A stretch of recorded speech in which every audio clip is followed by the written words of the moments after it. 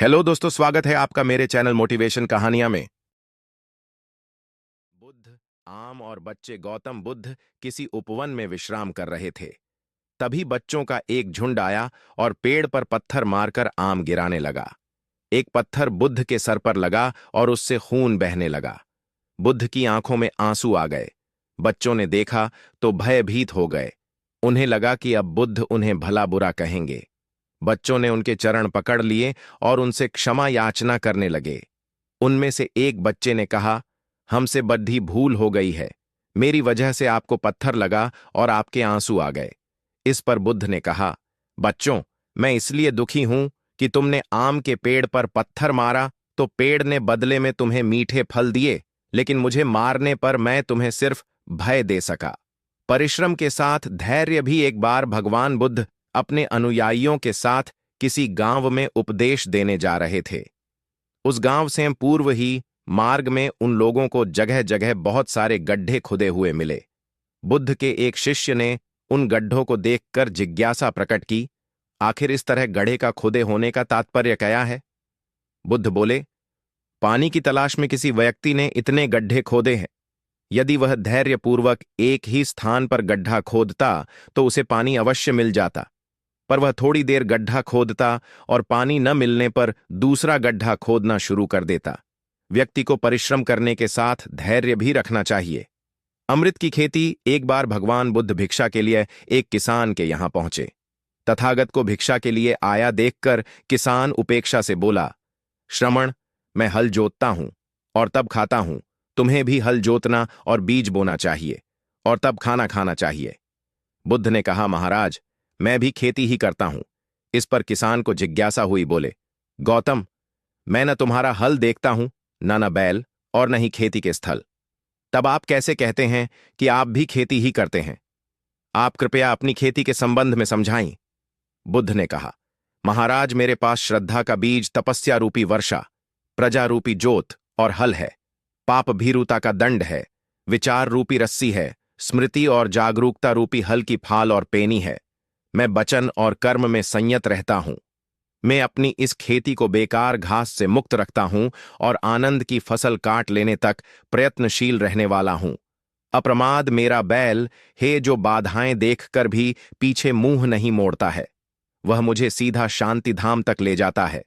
इस प्रकार मैं अमृत की खेती करता हूं। मृत्यु के उपरांत क्या? एक बार बुद्ध से मलुक्य पुत्र ने पूछा, भगवन, आपने आज तक यह नहीं बताया कि मृत्यु के उपरांत क्या होता है। उसकी बात सुनकर बुद्ध मुस्कुराए। फिर उन्होंने उससे पूछा, पहले मेरी एक बात का जवाब दो।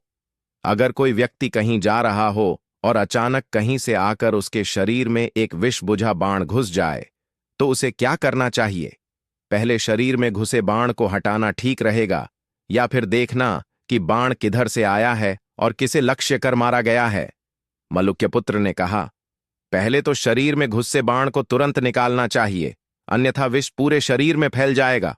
बुद्ध ने कहा, बिल्कुल ठीक कहा तुमने। अब यह बताओ कि पहले इस जीवन के दुखों के निवारण का उपाय किया जाए या मृत्यु की बाद की बातों के बारे में सोचा जाए? मलुक्य पुत्र अब समझ चुका था और उसकी जिज्ञासा शांत हो गई। बुद्ध ने कहा, सबका हित करो। एक दिन एक व्यक्ति बुद्ध के पास पहुंचा। वह बहुत अधिक तनाव में था। अनेक प्रश्न उसके दिमाग में घूम घूम कर उसे परेशान कर रहे थे। जैसे, आत्मा क्या है? आदमी मृत्यु के बाद कहां जाता है? सृष्टि का निर्माता कौन है? स्वर्ग नरक की अवधारणा कहां तक सच है और ईश्वर है या नहीं? उसे इन प्रश्नों के उत्तर नहीं मिल रहे थे। जब वह बुद्ध के पास पहुंचा तो उसने देखा कि बुद्ध को कई लोग घेर कर बैठे हैं।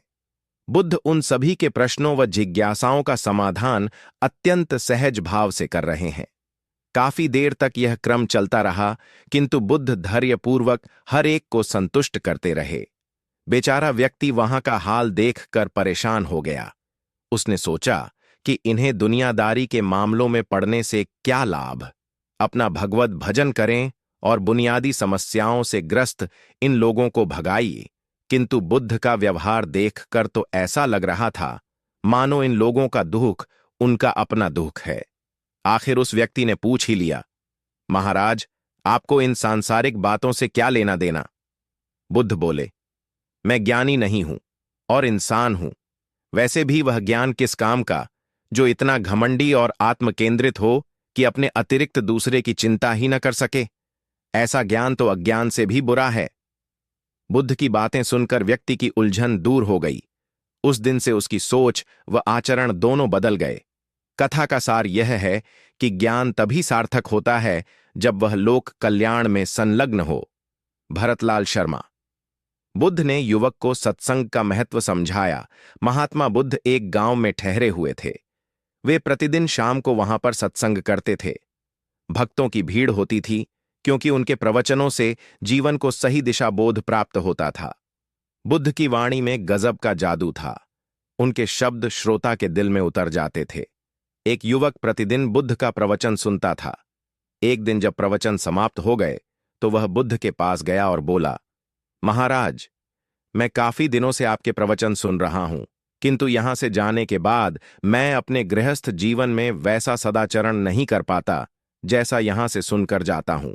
इससे सत्संग के महत्व पर शंका भी होने लगती है। बताइए, मैं क्या करूं? बुद्ध ने युवक को बांस की एक टोकरी देते हुए उसमें पानी भरकर लाने के लिए कहा। युवक टोकरी में जल भरने में असफल रहा। बुद्ध ने यह कार्य निरंतर जारी रखने के लिए कहा। युवक प्रतिदिन टोकरी में जल भरने का प्रयास करता, किंतु सफल नहीं हो पाता। एक बार गौतम बुद्ध जब वन से गुजर रहे थे, तब एक राक्षसी हाथ में तलवार लेकर प्रकट हुई और कहा, अरे बुद्ध, आज तुम्हारे प्रेम को मेरी घृणा के सामने झुकना ही पड़ेगा। आज तुम्हारे जीवन का अंतिम दिन है। बुद्ध ने मुस्कुराते हुए उत्तर दिया, मैं घृणा, उपहास और द्वेष के आगे नतमस्तक नहीं होऊंगा।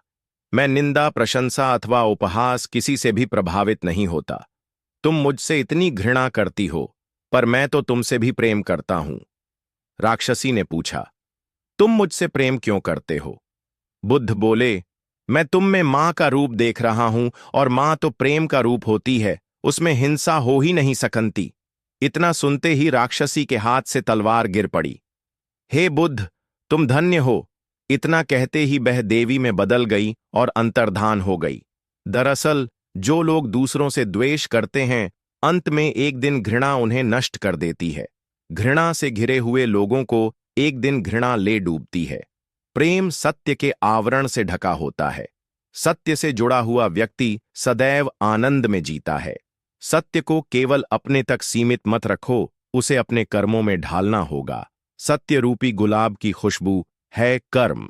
अपने कर्म को प्रेम और सत्य में डुबोकर करो। प्रेम और सत्य मनुष्य को विकास की ओर ले जाते हैं। ध्यान रहे कि ये दोनों मार्ग ईश्वर की ओर जाते हैं। इस मार्ग पर चलने वाले सहज में ही आनंद और शांति को पा लेते हैं।